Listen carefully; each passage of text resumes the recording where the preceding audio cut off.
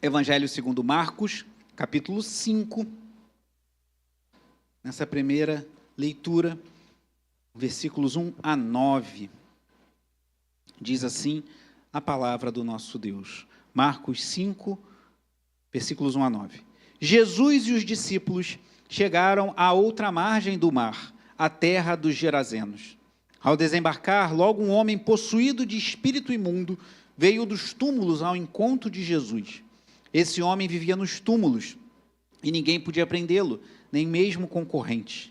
Porque, tendo sido muitas vezes preso com correntes e cadeias, as cadeias foram quebradas por ele e as correntes foram despedaçadas. E ninguém conseguia dominá-lo. Andava sempre, de noite e de dia, gritando por entre os túmulos e pelos montes, ferindo-se com pedras. Quando de longe viu Jesus, correu e prostrou-se diante dele, gritando em alta voz: "O que você quer comigo, Jesus, Filho do Deus Altíssimo? Por Deus, peço-lhe que não me atormente." Ele disse isto porque Jesus tinha dito a ele: "Espírito imundo, saia desse homem." Então Jesus lhe perguntou: "Qual é o seu nome?" Ele respondeu: "Legião é o meu nome, porque somos muitos." Até aqui a palavra do Senhor. Deus amado, Pai bendito, fala ao coração do teu povo. Senhor, que teu povo seja edificado, seja abençoado, seja constrangido pelo teu Espírito nessa noite. Que o Senhor se faça presente entre nós. Que o Senhor nos convença do pecado, da justiça e do juízo por intermédio do ministério do teu Santo Espírito. E que possamos sair daqui mais alertas sobre os desafios que nos cercam, mas também mais confiantes de que o Senhor nos guarda. Em nome de Jesus, abençoa a tua igreja reunida nessa noite. Amém. Irmãos, podem sentar. Irmãos, talvez você já tenha me ouvido mencionar esse texto que vou falar agora. Se você já me ouviu falando isso, pedir a Sarinha que coloque aí. Que bom, se você tivesse, o pastor vai falar isso de novo, eu já fui o pastor falar tantas vezes, que bom, é sinal que você está decorando. Se você lembrar mais ou menos, reforça para você saber. E se você não conhece, oportunidade de você conhecer um texto entre os muitos textos brilhantes, de uma mente brilhante, de um cristão que se converteu de forma muito tocante, muito chocante, C.S. Lewis, autor de Crônicas de Nárnia e outros textos. C.S. Lewis afirmou o seguinte numa de suas obras: há dois erros idênticos e opostos, nos quais nossa espécie, ou seja, nós podemos cair acerca dos demônios. E continua ele: um é não acreditar na sua existência, e o outro é acreditar e nutrir um interesse excessivo e doentio neles. Então, são dois erros mais opostos. Um não acredita que demônios existem, e o outro acredita e tem interesse demais nos demônios. Aquelas pessoas que querem saber como são as classificações dos demônios, como são as hierarquias demoníacas, como são os reinos das trevas, e o outro que acha que tudo é coisa da cabeça, que não existe esse negócio de demônio. São dois erros que C.S. Lewis destaca, opostos, mas ele fala dois erros idênticos e opostos. Mas ele continua: os próprios diabos ou demônios ficam igualmente satisfeitos com ambos os erros e saúdam o materialista ou o mágico com o mesmo deleite. O que ele quer dizer? Os demônios gostam de quem vai por esse caminho e saúdam tanto o materialista, que é aquele que não acredita na existência dos demônios, quanto um mágico, ou seja, um místico, aquele que vê demônio em tudo, com a mesma alegria. Por quê? Porque ambos estão fora do entendimento que Deus quer que a gente tenha acerca desse importante assunto. Obrigado, Sara. Então, essa questão de batalha espiritual, eu falava sobre isso na terça-feira, preguei aqui sobre Efésios 6, e senti uma pressão demoníaca muito forte, algo maligno esses dias, e algumas coisas aconteceram depois, até relatos de irmãos para mim confirmaram aquilo que falei na terça-feira, e nós não podemos desprezar que existe uma batalha espiritual.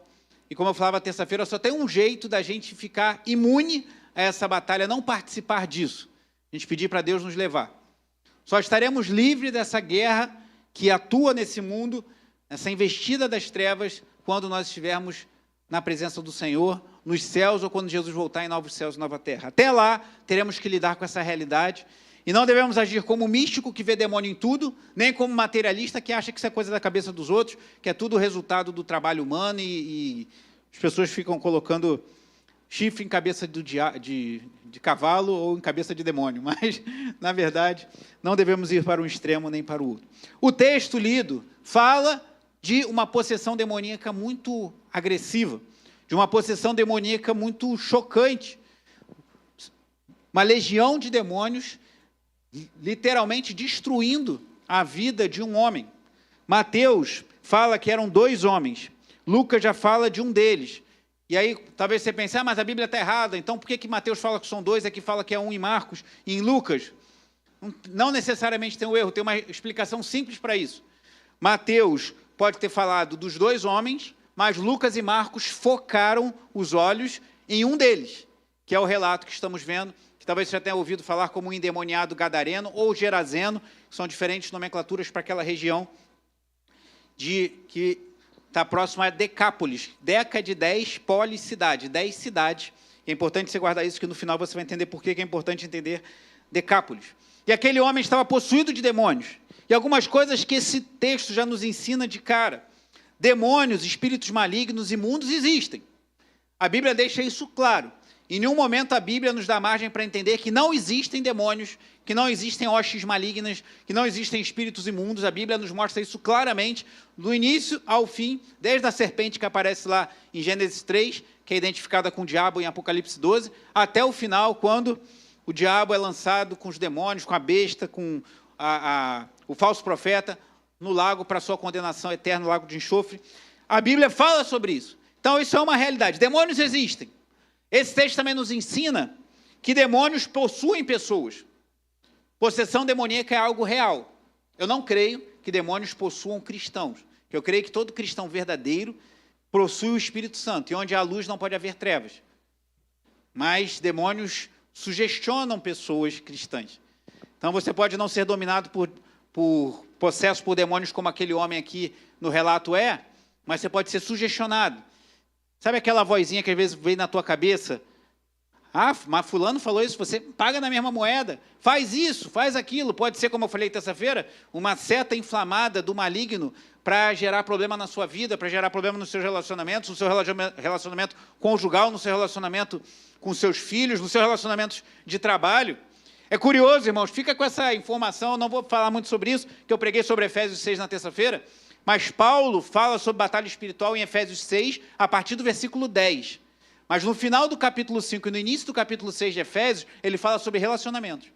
Capítulo 5 ele fala do relacionamento entre marido e mulher, no capítulo e servos e senhores, no capítulo 6 ele fala do relacionamento de pais e filhos.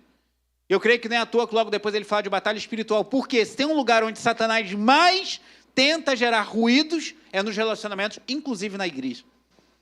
Não pense que porque alguém está na igreja está imune das sugestões de Satanás. E como foi dito ontem no jejum pela irmã Fátima, uma palavra sábia da parte dela, cuidado com o que você fala. Às vezes a gente fala demais e fala coisas que ferem sem sabedoria. Cuidado.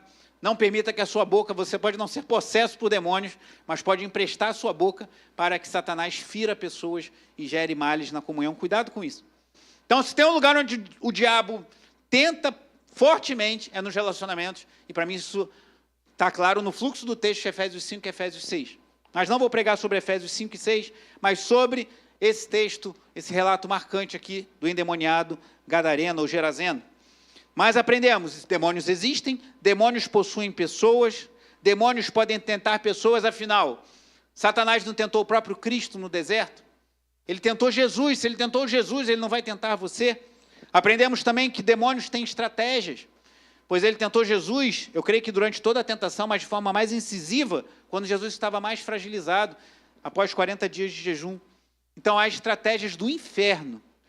E se não estivermos atentos a isso, não como um místico que vê demônio em tudo, mas se não estivermos atentos a isso, podemos facilmente cair em suas armadilhas. Mas vindo aqui para o texto, eu queria chamar a atenção para... todo mundo lembra do Valquírio nessa hora? 3 pontos desse texto.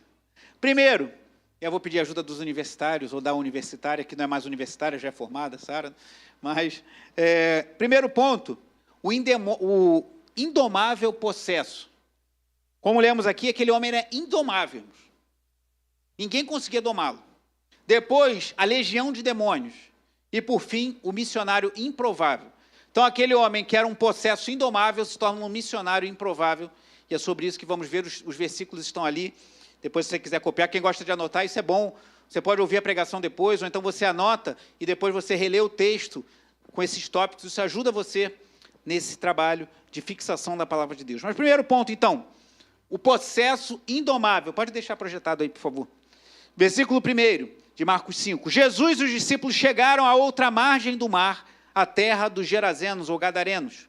Ao desembarcar, preste atenção nos marcos temporais ali que Marcos nos mostra. Ao desembarcar, ou seja, Jesus estava descendo do barco, logo um homem possuído de espírito imundo veio dos túmulos ao encontro de Jesus. E aqui, irmãos, a partir do versículo 3 até o versículo 5, a gente tem uma descrição chocante do que essa legião de demônios fazia com aquele homem. E do que legiões de demônios fazem ainda hoje com a vida de homens e mulheres. Irmãos, tem um lugar que, para mim, é deprimente, é aquele gargalo ali entre Cidade de Deus e Gardenia Azul, embaixo do viaduto da Linha Amarela. Saindo a Edgar Werneck ali, saindo da Cidade de Deus, o entroncamento com a estrada do Gabinal, e ali faz aquela rótula, pega o pessoal que está descendo, vindo da Linha Amarela, lá da Zona Norte, e faz aquela volta ali, passando pelo Gardênia. Ali tem uma mata, muitos aqui conhecem, sabem do que eu estou falando, Malcher e Lúcia moram na Gabinal, passam ali com frequência. Ali tem uma mata, e eu não consigo passar olhando muito, porque eu passo ali sempre dirigindo, mas, se você olhar com atenção, tem casebres, tem fogueiras, tem habitação de pessoas, mas em situações terríveis, irmãos. Ali não é um cemitério, mas as pessoas que ali vivem não vivem de forma muito diferente do que esse homem descrito nesse texto. E às vezes você passa, você vê pessoas cadavéricas, pessoas magras, consumidas pelo crack, andando ali como zumbis. Você vê mulheres já desfiguradas naquela pista, se oferecendo sexualmente, ou seja, oferecendo serviço de prostituição para manter o seu vício. É deprimente, irmãos. Então, o diabo a legião demoníaca, não digo que seja essa legião e esses demônios, mas a atuação demoníaca que aconteceu na vida desse homem continua agindo hoje, e esse que eu estou falando para vocês é apenas um exemplo. Poderíamos apontar muitos. Mas olha a descrição que Marcos faz aqui da vida daquele homem a partir do versículo 3. Esse homem vivia nos túmulos, ou seja, ele vivia num lugar de morte. O diabo levou aquele homem a ter uma vida no lugar de morte. E ninguém podia prendê-lo, nem mesmo concorrentes. Ou seja, tentaram prender aquele homem, tentaram amarrá-lo, tentaram contê-lo, mas ele, como eu botei aqui, ele era um possesso indomável. Versículo 4. Porque, tendo sido muitas vezes preso com correntes e cadeias, as cadeias foram quebradas por ele, e as correntes foram despedaçadas. E alguns, os policiais, o Império Romano, os soldados, ninguém conseguia dominá-lo. E mais do que não ser dominado, mais do que quebrar cadeias, viver nos túmulos, diz o versículo 5, andava sempre, de noite e de dia, gritando por entre os túmulos e pelos montes, ferindo-se com pedras. Que cena lamentável. Um homem indomável, um homem andando num lugar de morte, um homem que ninguém conseguia conter, e andava gritando e ferindo-se com pedras. Uma cena muito chocante que acontecia naquela região. Mas aí chegamos ao segundo ponto, a legião de demônios, que nos é apresentada a partir do versículo 6, que diz assim: quando de longe viu Jesus, correu e prostrou-se diante dele. Gente, observa mais uma vez, isso a gente aprende nas oficinas de pregação expositiva, vai ter uma sem ser essa semana a outra. Eu estou lendo o Evangelho de João, me preparando para ela, e a gente tem que observar esses textos, e é muito interessante isso. Eu falei, no versículo 1 fala que Jesus logo desembarcou, e no versículo 6 fala que de longe ainda, aquele homem endemoniado viu Jesus ainda de longe. Quando de longe viu Jesus, correu e prostrou-se diante dele, gritando em alta voz: o que você quer comigo, Jesus, Filho do Deus Altíssimo? Por Deus, peço-lhe que não me atormente. Irmãos, vocês vão ver por que eu vou afirmar isso logo na sequência, mas eu creio que essa fala não foi do homem. Essa fala foi dos demônios. E para mim a evidência é muito clara na sequência do texto. Demônios falaram isso. E aqui eu aprendo mais algo sobre a atividade demoníaca. Demônios podem reconhecer que Jesus é o Filho do Deus Altíssimo. Demônios, eu creio, não podem declarar que Jesus veio em carne, pois lá em 1 João fala que o espírito do anticristo é que faz isso. Então, quer dizer, há uma tensão ali. Até, se Deus permitir, vou pregar uma série sobre 1 João e a gente vai ver isso mais em detalhes. Mas demônios podem ter uma fala religiosa. Quando o Apocalipse apresenta a besta que emerge da terra, diz que ela tem a aparência de cordeiro e fala como o dragão.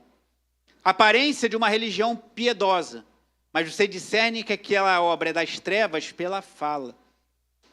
Então, como saber se uma religião, uma igreja, um pastor, um líder, um missionário, alguém está falando da parte de Deus pela aparência de piedade, pela cara de crente, pelo evangeliquez, até pelo conhecimento bíblico? Não, pela fala, pelo que ele afirma, pelo que ela afirma. Se aquilo parece com a voz de Deus, essa pessoa está alinhada com a palavra de Deus, ela procede de Deus. Agora, se você discerne ali a voz do dragão, você está diante de alguém com aparência de piedade, enviado por Satanás para enganar. Essa é a descrição da besta que emerge do mar, lá em Apocalipse capítulo 13. Então, o demônio pode falar coisas com aparência de piedade. Olha o que ele diz: por Deus, peço-lhe que não me atormente. Olha que coisa bonita. Demônio falando para Jesus: por Deus, faz isso por mim não. Então, não seja ingênuo, ou até mesmo tolo, de achar que todo mundo que tem um discurso religioso, ou fala de Deus, ou fala mesmo de Jesus, necessariamente está falando da parte do Pai. Demônios, falando de Jesus, Filho do Altíssimo, por Deus, não me atormente. Mas por que você está falando que são demônios falando isso? Por causa do versículo 8 que diz: ele disse isso porque Jesus tinha dito a ele: espírito imundo, sai desse homem. Peraí, então o que aconteceu aqui? Versículo 6 falou de longe. Então Jesus estava longe. O homem estava longe. Jesus de longe só falou isso: espírito imundo, saia desse homem. Jesus não fez escarcéu, Jesus não deu cambalhota, Jesus sequer chegou perto daquele endemoniado. De longe, ele falou: espírito imundo, saia desse homem. O homem veio em disparada, correndo, se prostrou aos pés de Jesus e falou isso que nós vimos no versículo 7. Aí começa a se descortinar algo nesse texto: a autoridade do Cristo, que só falou isso: espírito imundo, sai desse homem, e aconteceu tudo isso. Mas o texto continua, no final a gente vai até o versículo 14, nesse segundo ponto da legião de demônios. Versículo 9: então Jesus lhe perguntou: qual é o seu nome? E ele respondeu: legião é o meu nome, porque somos muitos. O que é legião? Legião, naquele contexto do Império Romano, era um destacamento romano com de 3 a 6 mil soldados. Se fossem 3 mil soldados, já seria muito. Mas muitos estudiosos atribuem à legião um destacamento de 6 mil soldados. Irmãos, é muita gente. 6 mil pessoas é muita gente. Isso quer dizer que eram exatamente 6 mil demônios? Aí tinha uma ficha lá corrida, uma ficha de chamada dos demônios, demônio 1, demônio 2, demônio, até o demônio 6 mil. Não, é uma forma de dizer que eram muitos. Para aquele povo daquela época, quando falou legião, eles entenderam: opa, é igual, não sei qual analogia a gente poderia fazer hoje em dia, de alguma coisa que te remete a muitas pessoas. Né? Alguma coisa que você fala, sabe que é muita gente. Quando falou legião, eles entenderam: opa, tem muito demônio aí. E aí surge no versículo 10 um pedido dos demônios. Olha que curioso. Os demônios pedem no versículo 10: pediu-lhe com insistência que não os mandasse para fora do país. Ora, uma grande manada de porcos estava pastando ali pelo monte. Isso evidencia que aquela não era uma população judaica, porque os judeus não podiam criar porcos para comer por causa das leis dietéticas lá do Antigo Testamento. Então não estamos falando de povo judeu, estamos falando de um povo gentio. Isso vai ser muito interessante você perceber no final da mensagem. Fique atento a isso. Criavam demônios, criavam porcos. E ali chamavam a criação de demônio também naquele homem. Mas não era o povo que criava, eles possuíram aquele homem. E o versículo 12 diz assim: os espíritos imundos pediram a Jesus: mande-nos para os porcos, para que entremos neles. E aí, versículo 13, Jesus o permitiu. Então, saindo os espíritos imundos, entraram nos porcos. E a manada, que era de cerca de quantos? 2.000. Precipitou-se despenhadeiro abaixo para dentro do mar, onde se afogaram. Aí, mais uma vez, quem quer ler a Bíblia de forma muito literal se enrola aqui. Mas se eram 6.000 demônios, como é que couberam nos 2.000 porcos? O ponto aqui não é o número exato, não é coisa de TI ou de engenharia, essa coisa que a gente gosta de número. Não é isso, esse não é o ponto. O ponto é dizer que eram muitos demônios e tinham muitos porcos aqui, possivelmente 2.000 ou próximo a isso, e se jogaram no despenhadeiro e se afogaram no mar. Mas em que momento da história do povo de Israel a gente vê inimigos de Deus sendo afogados no mar? Aonde? Depois que o povo atravessou o Mar Vermelho a pé enxuto, chegou do outro lado, o que aconteceu? O mar fechou em cima dos inimigos do povo de Deus, e os inimigos do povo de Deus foram afogados. Então, se a legião aponta para algo daqueles dias do Império Romano, que era um destacamento de muitos soldados, o afogamento dos porcos no mar nos lembra de uma grande vitória de Deus sobre os seus inimigos, lá no êxodo do Mar Vermelho, e os discípulos de Jesus conheciam isso muito bem. Mas o texto continua, versículo 14, os que tratavam dos porcos fugiram e foram anunciá-lo na cidade pelos campos. Então o povo saiu para ver o que tinha acontecido. É uma notícia chocante, né, irmãos? Aquele povo vivia aquela ali era a fonte de renda deles. Aí alguém chega e fala, olha, chegou alguém lá que veio do mar e falou alguma coisa lá que eu não entendi direito, ou talvez alguém tenha entendido. Falou com aquele cara que fica lá no cemitério se cortando, gritando, que ninguém consegue conter. E aí falou que eram os demônios que foram para os porcos, e os porcos todos se afogaram. Aí todo mundo, notícia assim, né? Todo mundo corre para ver, né? Todo mundo quer saber a novidade que aconteceu, foi todo mundo para lá. E aí chegamos no nosso terceiro e último ponto. Aquele possesso indomável se torna um missionário improvável. Versículo 15. Aproximando-se de Jesus, viram o endemoniado, que antes estava dominado pela legião. E olha como é que esse homem está agora. Leia comigo o final do versículo 15. Ele está assentado. Todos juntos, de novo. Assentado, vestido e em perfeito juízo. Então aquele homem que ninguém podia conter, que vivia gritando, se cortando, agora estava assentado, quieto. Aquele homem que devia viver nu, andando para cima e para baixo, se cortando, se rasgando, sua pele e suas roupas, agora estava vestido. E aquele homem que não tinha nenhum juízo, agora estava em perfeito juízo. É o que Jesus faz quando ele transforma a vida de alguém e liberta uma pessoa possessa de demônios e entra na vida daquela pessoa. Aquele homem estava sentado, vestido em perfeito juízo, e os homens temeram. E o versículo 16 continua. Os que haviam presenciado os fatos contaram-lhe o que tinha acontecido ao endemoniado e também falaram com respeito aos... Tinha gente ali que estava mais preocupada com os porcos do que com o endemoniado. Ah, libertou esse cara. Ah, tô nem aí para ele. Quero mais é que ele caia no mar e morra afogado também. Mas os porcos... Mas levou os nossos porquinhos... Matou nossos 2.000 porcos, como é que a gente vai se manter agora? Acabou com a economia da cidade, acabou com a nossa fonte de renda, acabou com o torresminho, né? Aquele torresminho que eu gostava, aquele carré, né? Carré não é bom, bota um limãozinho. Como é que eu vou comer meu carré? Acabaram com os meus porcos? Ah, o endemoniado não estou nem aí para ele, mas acabaram com os porcos. Irmãos, que retrato fiel da natureza humana. Quantas vezes a gente está muito mais preocupado com os nossos ganhos, com os nossos porcos, do que com as pessoas. Quantas vezes a gente não está muito preocupado com quem está se perdendo, com os índios que não são evangelizados, como vimos essa manhã, com o nosso vizinho, não está lá na Amazônia não, está no apartamento do lado, que não conhece Jesus, e a gente está muito mais preocupado com os nossos porquinhos, em prosperar os nossos porcos, do que na salvação de uma alma. Esse povo era assim. E sabe o que acontece? Versículo 17, algo chocante. E começaram a pedir com insistência que Jesus se retirasse da terra deles. Se você veio, em outras palavras, você veio aqui para matar os nossos porcos, mas, por favor. Eles devem ter ficado meio assustados, né? Devem ter falado muito mansinho assim, porque devem ter, pô, esse cara chegou aqui. 2.000 porcos se afogaram, melhor não brigar com ele, não. Vamos falar numa boa, mas vamos insistir, né? Por favor, você pode se retirar? Talvez tenham pensado assim, se ele chegou na praia e morreram 2.000 porcos, se ele entrar na cidade, acabou com tudo. O senhor pode ir embora? Se incomoda de pegar o seu barquinho e partir? Jesus tinha dito sim para os demônios.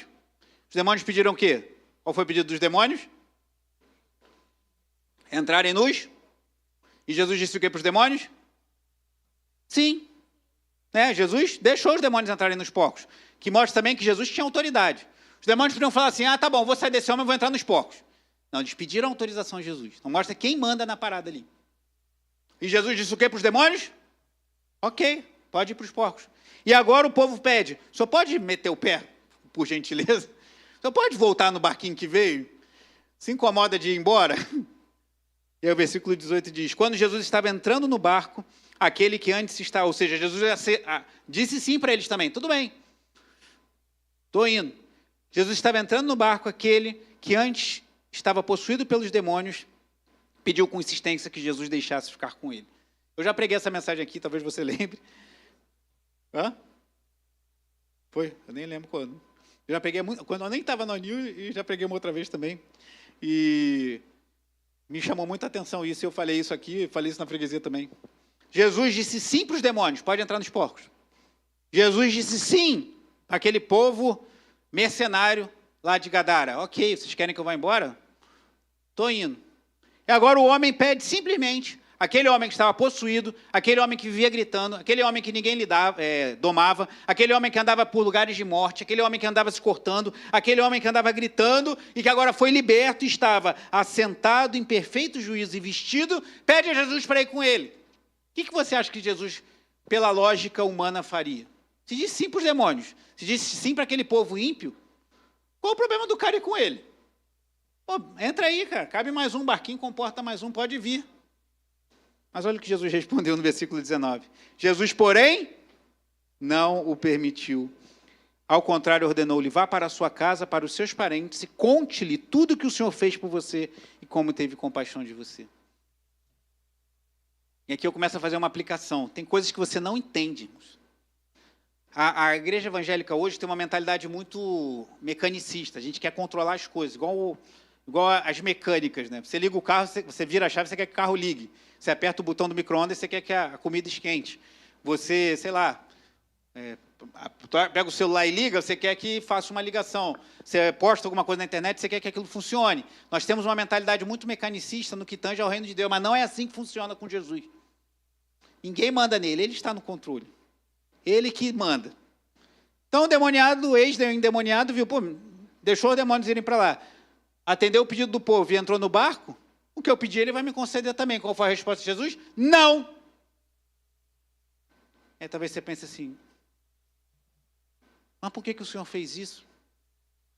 E aí, trazendo para a sua vida, quantas vezes você viu Jesus dizendo sim para alguém que você fala, esse aí não sabe nada, como é que Deus abençoa esse? Ou como o Enzo falou bem, durante o louvor, o Salmo 73, um salmo da família de Asaf, fala do salmista, um homem de Deus, que quase resvalam os seus pés ao ver a prosperidade do ímpio.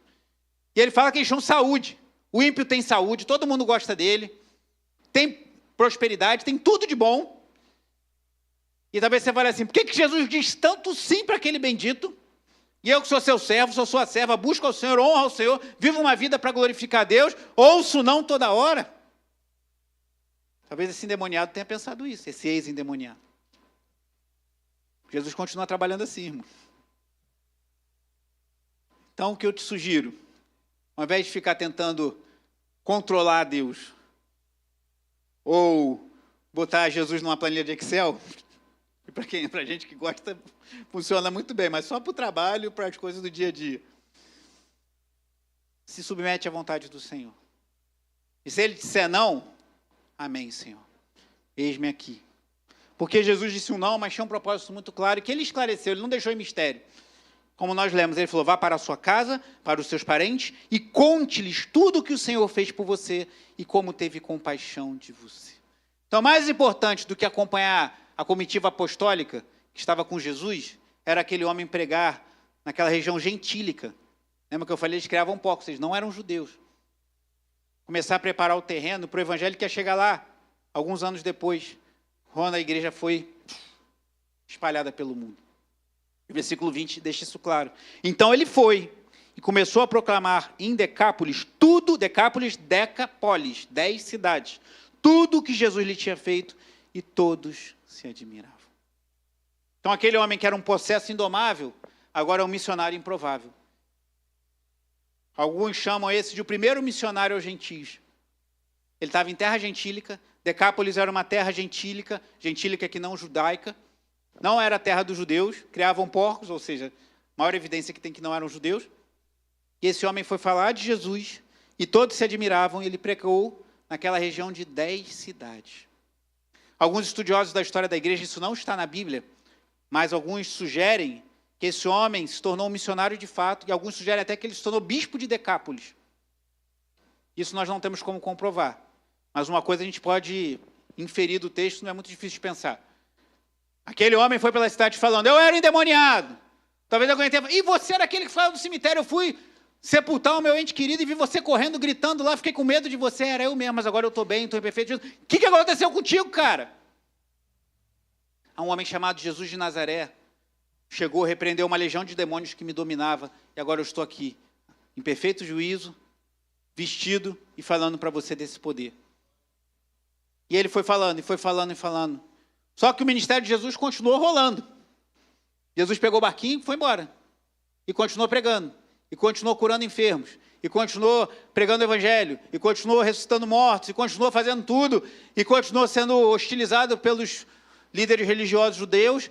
E continuou até que ele foi para Jerusalém. E foi preso, foi traído, foi preso, foi morto numa cruz, ressuscitou ao terceiro dia. Passou mais um tempo aqui, subiu aos céus. E falou aos discípulos, esperem até que venha a promessa dos céus. E no dia de Pentecostes é derramado o Espírito Santo sobre a igreja. Jesus falou que em Atos 1:8, e sereis minhas testemunhas na Judéia, em Samaria e até os confins da terra. E agora o Espírito Santo foi derramado sobre a igreja. Os discípulos estavam cheios do Espírito Santo. E começaram a falar na Judéia, começaram a pregar. Mas em Atos capítulo 7 fala que Estevão foi apedrejado até a morte, porque pregou o evangelho, denunciou o pecado dos judeus e disse que viu Jesus à destra do Pai e foi apedrejado até a morte. Em Atos 8 diz que houve uma grande perseguição sobre a igreja e a igreja se espalhou. Quando a igreja se acomoda, não estou dizendo que a igreja estava acomodada, não teria coragem de falar isso, não. Mas quando a igreja está muito num lugar só, às vezes Deus dá uma fagulhazinha para a igreja ir para onde Ele quer que vá. E a igreja se espalhou para Samaria e até os confins do mundo. E aí eu já, digo eu, não o Senhor, mas eu começo a imaginar cristãos, depois que Jesus voltou do barquinho, depois que Jesus pregou, depois que Jesus foi morto, depois que Jesus ressuscitou, depois que Jesus subiu aos céus e o Espírito Santo desceu, e a igreja foi espalhada, chegando cristãos lá em Decápolis. Caramba, como é que a gente vai falar de Jesus? Ninguém sabe quem é Jesus. De repente ouviram falar de um mestre que estava lá na Galileia, e depois foi para Jerusalém e foi morto. Eles devem ter ouvido falar alguma coisa, não tinha WhatsApp, não tinha celular, não tinha ninguém filmando e botando na internet, não tinha nuvem. Nuvem que eu digo de dados, né? Nuvem de chuva tinha. Como é que esse pessoal vai saber? Imagina um missionário saindo de Jerusalém, o Espírito Santo está me conduzindo para Decápolis, para pregar lá. Então chega lá, que Jesus é esse? E eles chegam lá, isso tudo é especulação na minha cabeça, tá? Digo eu, não o Senhor. E eles chegam lá, por que vocês estão aqui? A gente veio falar de alguém que veio a esse mundo para dar vida eterna. Estão falando de quê? Isso é coisa de vocês, judeus. Não, é um homem que morreu na cruz e ressuscitou, e ele subiu aos céus, e ele disse que um dia vai voltar, e todo aquele que nele crê terá a vida eterna. Mas o que você está falando? Isso faz o menor sentido. Aí ele fala, o nome dele é Jesus. Jesus? É. Ele ressuscitou mortos, ele libertou cativos, ele curou pessoas, ele operou maravilhas, ele libertou endemoniados. Tum! E peraí, cara, eu ouvi uma história assim. Tem um homem que é daqui na nossa região dizendo que ele viveu uma vida miserável, destruído. E veio um homem chamado Jesus e transformou a vida dele. Ah, agora eu creio. Entendeu? Digo eu, não o Senhor. Eu acho bem provável que isso tenha acontecido, mas eu não posso afirmar. Mas entende que Deus às vezes tem estratégias que a gente não entende? Por isso que Jesus disse não para ele. Não, você não vai vir no barquinho, não. Volte e fale do que Deus fez. E aqui ele possivelmente se tornou o primeiro missionário aos gentios. E o homem que preparou o terreno para o evangelho florescer naquelas importantes cidades conhecidas como Decápolis. Mas esse texto, irmãos, não tem como principal aquele homem. O principal assunto desse texto não é o processo indomável que se tornou missionário improvável. O principal assunto desse texto também não é a legião de demônios, para a frustração dos místicos, para usar a frase do C.S. Lewis, que vem demônio em tudo. O assunto principal de Marcos 5, que também é falado em Mateus 8 e em Lucas 8, não é uma teologia de demônios, embora a gente aprenda sobre a ação demoníaca com esse texto. Então, qual é o ponto principal, como eu perguntei pela manhã? Se não é a transformação do gadareno, se não é a atuação dos demônios e a libertação que aquele homem teve da ação demoníaca, o que é de mais importante nesse texto? Qual é o personagem principal? É Cristo. Esse texto está dentro de um contexto. Aí eu vou pedir ajuda dos universitários mais uma vez. E você não vai ler todos esses textos não, mas se quiser depois você pode conferir. Em Marcos 4, Jesus acalma uma tempestade. Mostra que Jesus é soberano sobre a criação. Ele tem poder para acalmar as tempestades. Em Marcos 5, o texto que estamos analisando, Jesus mostra que ele tem autoridade sobre demônios. Não importa se é uma legião. Jesus sozinho só falou isso. Espírito imundo, saia desse homem. E aquele homem foi liberto. Na sequência do texto, em Marcos 5, se eu falar Mateus, perdoe, eu estou querendo falar de Marcos, mas às vezes... Em Marcos 5, a partir do versículo 21, Jairo pede que Jesus cure sua filha, e na sequência aparece uma mulher enferma, que há 12 anos, sofria com uma hemorragia. Jesus cura aquela mulher, o poder de Jesus sobre as enfermidades. Mas na sequência, Jesus vai lá, a pedido de Jairo, e aquela menina, olha que curiosidade interessante, que também tinha 12 anos. Então, a mulher do fluxo de sangue sofria há 12 anos. Jairo se alegrava há 12 anos por ter uma filha. E agora estava num sofrimento agudo de ver a sua filha à morte. E Jesus ressuscita aquela menina. Então, 12 anos de sofrimento ou 12 anos de alegria que terminam num sofrimento diante de Jesus podem ser alvo da sua graça. E aquela mulher foi curada da hemorragia e aquela menina se levantou e ressuscitou. Mas o texto ainda continua. Jesus tem poder sobre a morte. No capítulo 6 de Marcos, a multiplicação de pães e peixes mostra que Jesus tem poder sobre a escassez. Mesmo tendo um pouquinho de pão e peixe, ele faz multiplicar e alimenta uma multidão. Novamente, em Marcos 6, Jesus mostra o poder acalmando uma tempestade. E em Marcos 6, no final do capítulo, ele mostra que Jesus curou uma série de enfermos. Então, meus irmãos, o texto que nós lemos essa noite, o foco principal do texto não é aquele homem, e não é sequer a legião de demônios, mas é o poder de Jesus sobre todas as coisas. E esse Jesus, que estava lá, que desceu daquele barquinho, está aqui essa noite. E ele tem poder para fazer infinitamente mais do que tudo que podemos pedir ou pensar. Só não tenta controlar ele, não. Você vai se dar mal. Uma dica de que alguém... dizem que o inteligente aprende com os próprios erros, o sábio com os erros dos outros. Só aprenda com o erro de alguém que já fez isso. Tenta controlar ele não, que você vai se dar mal. Aceita a vontade de Deus para a sua vida. Aceita o não de Jesus. Talvez você vai entender o propósito lá na frente. Mas submeta-se a Ele, que vai ser o melhor. Ele sabe o que eu preciso, o que você precisa. Ele é soberano sobre a criação. Ele é soberano sobre a saúde, sobre a enfermidade. Ele tem poder para curar qualquer enfermidade. Ele é soberano sobre as legiões de demônios, ele está acima das potestades e principados. Ele é soberano para nos prover, como foi na multiplicação de pães e peixes, esse texto é sobre Jesus. E mesmo sendo isso tudo, e tendo todo esse poder, ele sujeitou a cruz, sem pecado. Ele morreu por mim e morreu por você. E curioso, eu queria pedir a ajuda dos músicos, que eu não tinha combinado nada com o Enzo. Os nossos ministros de louvor, né, Diácono Marcos, eles botam as músicas lá no início da semana, a gente já está passando as músicas que serão ministradas, mas eu não vi a lista do Enzo, porque eu não estava tocando hoje. Eu vi que ele botou, mas não observei a lista de música que ele tinha colocado. E quando ele começou a tocar Pedra Espiritual, me ocorreu assim, a gente podia fazer no final, o Anderson gosta de fazer isso, né? Fazer essa música numa versão mais lenta, porque ela fala de Jesus, fala do Cristo. Mas na hora veio algo no meu coração, e eu sempre desconfio que eu penso muito rápido, penso muita coisa, precisa da minha cabeça.